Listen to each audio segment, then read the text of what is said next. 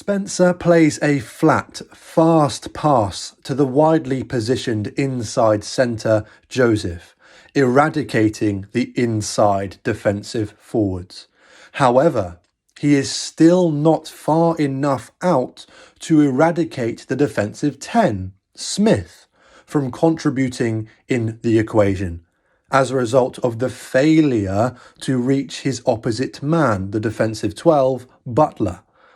Perhaps because Priestland, being sat somewhat in the boot, doesn't look to be in any realistic position to threaten the defence as the first receiver, thus allowing the defence to stay out after marking up numbers appropriately,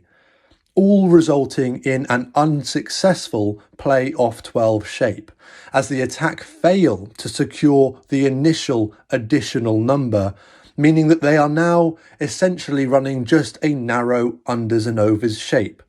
thus chronologically providing Morris with a free, open lane, enabling the defensive 13 to move forward out of the line in an attempt to sack the unders running 10. However, due to the additional attacker, McConaughey, the blindside wing on the shoulder ball, crucially tying in the defensive open side wing, Ashton, as Priestland squares up on and fixes the pressing defensive outside centre, because the move is being ran outside of the opposition 22 and therefore the fullback is in backfield, having not yet shut the gate on the last man in the pendulum defence, the long ball option to the attacking fullback, de Glanville, is still left open, even after the initial failure of the play-off 12 shape,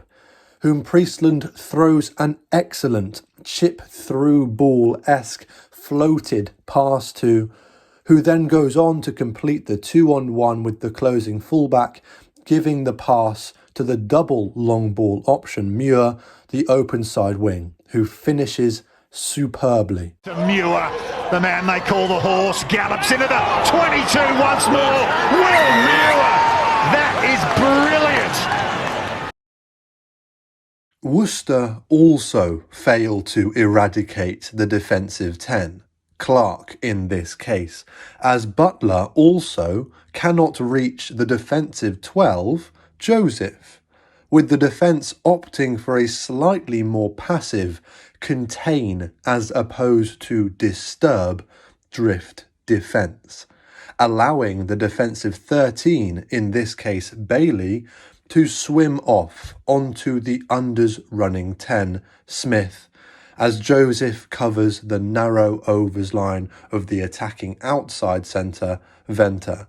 off what is now effectively a less effective narrow unders and overs shape. This time, however, there is no additional shoulder ball option to tie in the defensive open side wing, Spencer,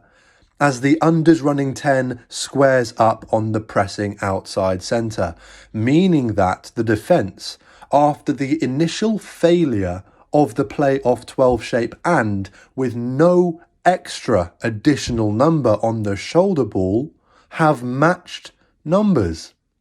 But the defensive fullback, McConaughey, in the line seems to have missed the whole passive, contain rather than disturb drift defence message and proceeds to fly out of the line, biting in on the open side defensive winger's man, the long ball option, Ashton.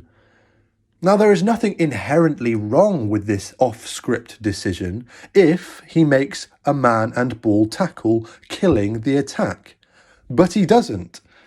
He still allows enough time for Ashton to get the ball away to the attacking open side wing, Humphreys,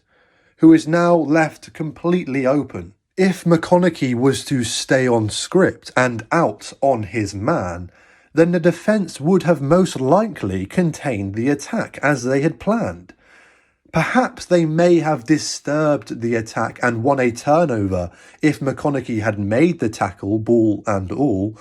But the risk to reward ratio clearly did not pay off, as Humphreys takes the space the defensive fullback has created and scores the try after Ashton completes the 2-on-1, even though the defence has matched numbers as a result of the initial failure of the playoff 12 shape and there being no extra additional number on the shoulder ball.